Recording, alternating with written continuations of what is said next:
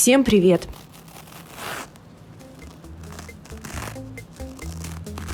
В сегодняшнем видео без лишних слов работа с гиперкератозной стопой и глубокими трещинами. Я покажу самый дорогой в мире кератолитик, также расскажу, как избавиться от подобных трещин и как ухаживать за кожей с такой патологией. Также при визуальном осмотре мы должны подробно и четко выяснить для себя, чистые ли это трещины или трещины с инфекцией. Если вы заметили, что в трещинах есть белое, что-то типа муки, то здесь уже 90% есть инфекция. И для того, чтобы не испортить ситуацию и не разнести инфекцию по всей стопе с помощью пилки, обязательно нужно взять соскоб кожи и сдать на микроскопию и бак-посев.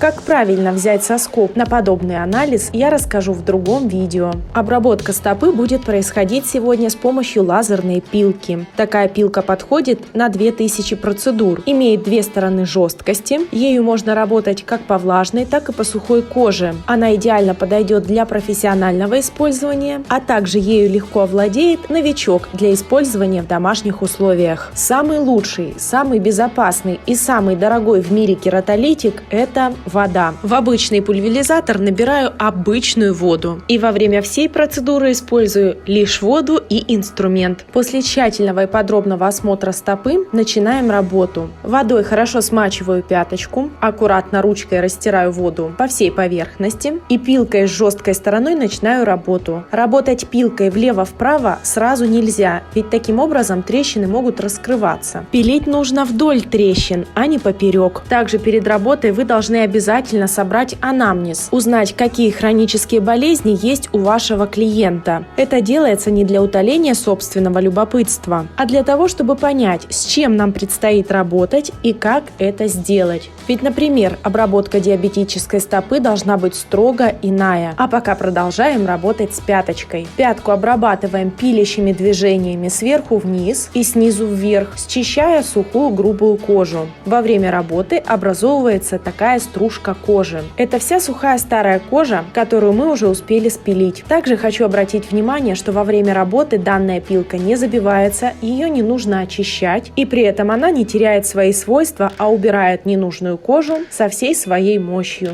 Видео специально снимала без ускорения, поэтому вы сейчас наглядно можете смотреть, как быстро данная пилка справляется с подобной проблемой. Не прошло и 2 минут, как трещины заметней стали меньше, но пока все еще глубокие, поэтому продолжаем пилить вдоль трещин, не поперек, чтобы не раскрывать их, и добиваемся нужного нам результата. Небольшой совет: если у вас есть гиперкератоз, то есть сухая кожа стоп, то обувь обязательно носите с задниками. Шлепки лучше не носить, ведь так вы ими нашлепываете и снова получите нарастание ненужной сухой кожи.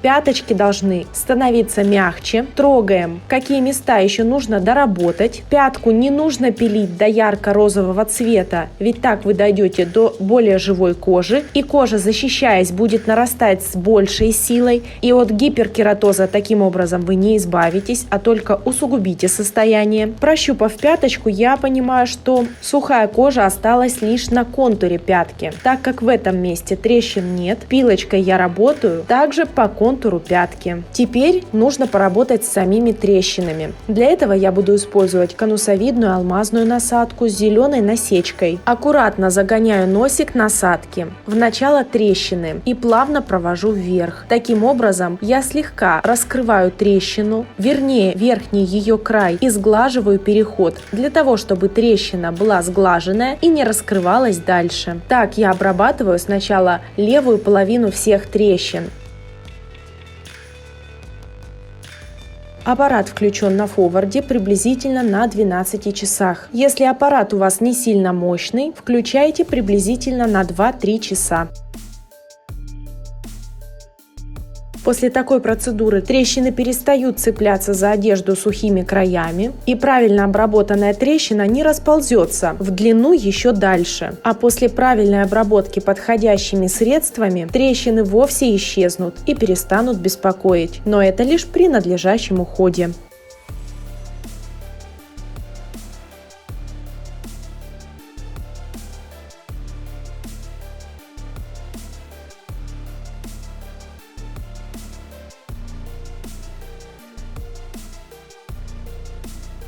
Многие мне писали в комментариях, что подобную процедуру делать с трещинами нельзя. Соглашусь на 50%. Таким образом, работать нельзя только с дермальными трещинами, то есть с кровяными трещинами. Также такую процедуру нельзя делать людям с сахарным диабетом и, естественно, работать с трещинами с инфекцией. При работе с чистыми трещинами такая процедура возможна. Слегка заводим носик в трещину и аккуратненько ведем вверх. Таким образом, верхний край трещины раскрывается, и пузиком насадки счищаю все, что раскрылось. Так я сглаживаю левый край трещин.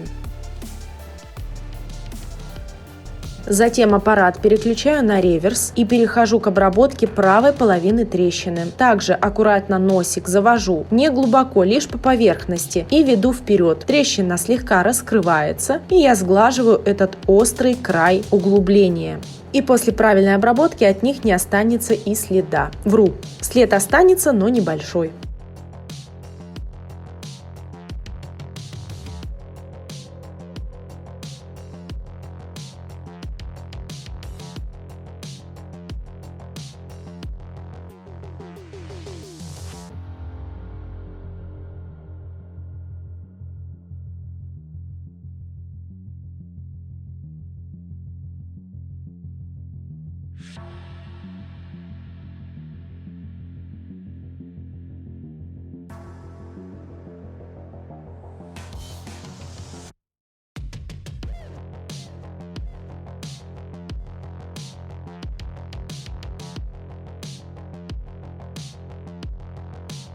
После того, как острые края трещин раскрыли и сгладили, я беру алмазную насадку закругленный цилиндр с синей насечкой и более подробно сглаживаю все края. И уже сразу после такой процедуры трещины исчезают, превращаясь в небольшое углубление.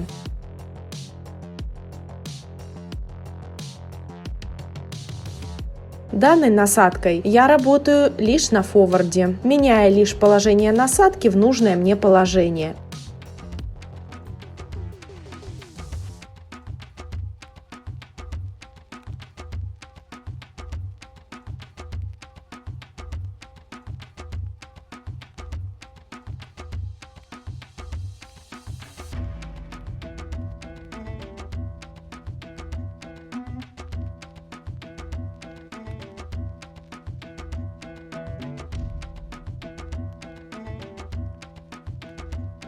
После того, как я закончила подробную работу с трещинами, еще раз обрабатываю водичкой, протираю и смотрю, все ли я доработала, нет ли каких-то косяков, которые еще необходимо допилить. Косяков нет. Теперь мягкой стороной пилочки я зашлифовываю всю пяточку вместе с уже обработанными трещинками. Так как сейчас нет раскрытых трещин, есть небольшие углубления, пилку можно вести поперек бывшей трещины.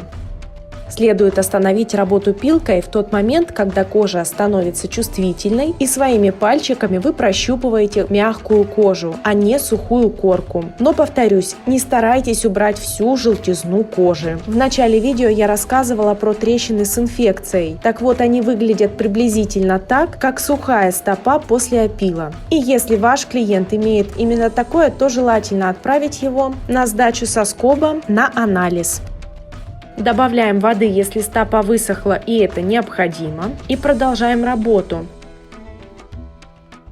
После обработки пятки я приступаю к другой части стопы. Это зона плюсни. Здесь нет ярко выраженного гиперкератоза, поэтому жесткой стороной пилки работать не имеет смысла. Я снова обрабатываю водичкой стопу, растираю по всей поверхности и мягкой стороной пилочки прохожусь по этой части, спиливая все ненужное, обновляя лишь роговой внешний слой.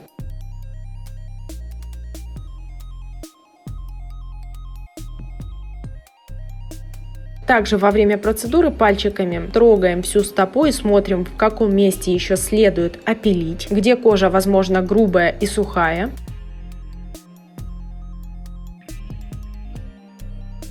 Во время работы вы ощутите, что не хватает влаги и пилка работает не так плавно. Поэтому пульверизатором периодически нужно смачивать кожу, ладошкой счищать воду, убирая лишнюю влагу, и продолжать работу пилкой.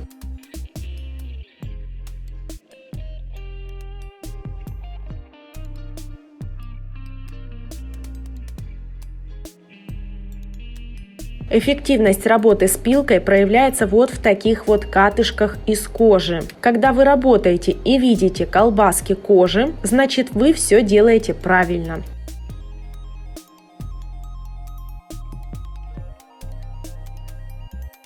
Переходя к пальчикам, на первом пальце в одном месте есть кусочек омазолелости. Это появилось, скорее всего, из-за неудобной узкой обуви, так как данная нога женская, нога широкая, и правильную ортопедическую обувь часто подобрать очень тяжело. Вследствие этого возникают часто такие проблемы, как натоптыши и глубокие мозоли. Эту часть я обрабатываю жесткой стороной пилки.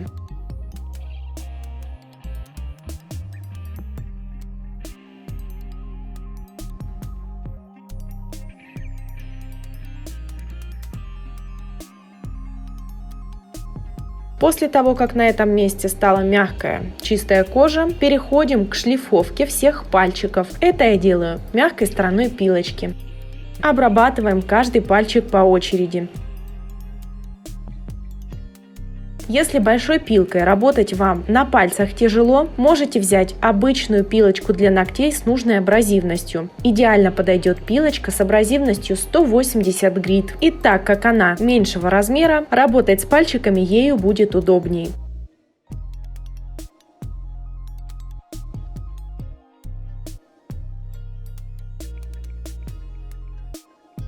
Завершаю работу с пилкой шлифовкой всей поверхности стопы. Стопа все еще влажная, поэтому пилочкой, работая вверх-вниз, счищаю, дорабатывая вот такие вот катышки кожи. Во время работы на этом процессе обязательно фиксируйте стопу клиента, ведь многие во время этой процедуры начинают дергать ногами, потому что им щекотно. Держим ножку прочно, чтобы клиент не брыкался. А теперь покажу немного бяки. Посмотрите, сколько всего грязного, ненужного и сухого мы смогли счистить с помощью всего лишь воды и пилочки. Не знаю, как вы, возможно, половина из вас сейчас будет плеваться и кривляться, а я люблю настолько свою работу, что это приносит мне огромное удовольствие. Даже ковыряние в чужой сухой ненужной коже. После на ногу наношу натуральное скрабирующее кофейное средство. Тщательно растираю скраб. Если вы будете делать массаж стопы вашим клиентам, поверьте, от такого удовольствия они не смогут отказаться и вернуться к вам еще. А далее необходим правильный уход за пятками. Можно нанести мазь Урадерм, он более дешевый, либо мазь Аркады, что стоит немного дороже. И, пожалуйста, не используйте гормональные мази, ведь их назначает только врач. Также после обработки таких пяток идеально подойдет повязка Бронолин N. Про другие гели, мази и повязки в этом видео я рассказывать не буду, ведь всего хорошего понемножку. Также хочу сказать, что при трещинах с инфекцией предыдущие препараты наносить нельзя, ведь они будут являться лишь пищей для инфекции. В таких случаях можно использовать спрей и крем с содержанием тербинофина. И сейчас можно подробно посмотреть, насколько велика разница обработанной и необработанной пяточки. Конечно, на этой пятке трещины были намного глубже, и их количество превышало, нежели на соседней пяточке. Но даже внешне разница видна, и она велика. Обработанная пяточка имеет мягкую кожу,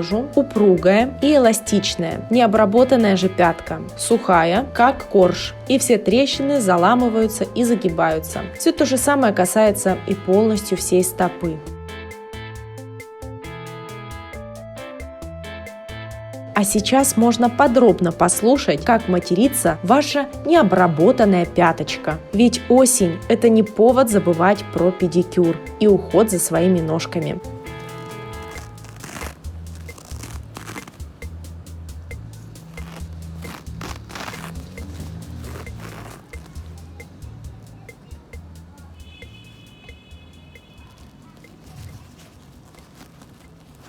Увидимся в следующем видео. Дальше больше. Пока-пока.